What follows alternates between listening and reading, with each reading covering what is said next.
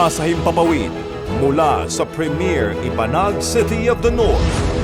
Para sa Diyos at sa Pilipinas nating mahal, ito ang DZYT 765 SMNI Radio Tuguegarao. Kapartner mo sa balita at serbisyo. Mga balita, impormasyon, serbisyo at inspirasyon dito lang sa DZYT 765 SMNI Radio Tuguegarao. SMNI Radio News Blast.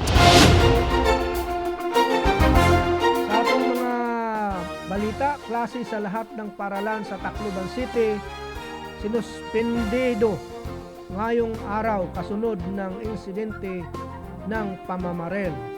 Sinuspindi ng Department of Education o DepEd ang klase sa lahat ng paaralan sa Tacloban City matapos ang pamamarel sa San Jose National High School.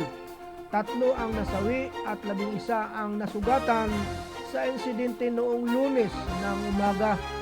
Ayon kay School Division Superintendent Sherleta Palma, pinatupad ang malawakang suspensyon dahil na rin sa takot at labis na pagkabahala ng mga mag-aaral sa mga kawani ng paaralan.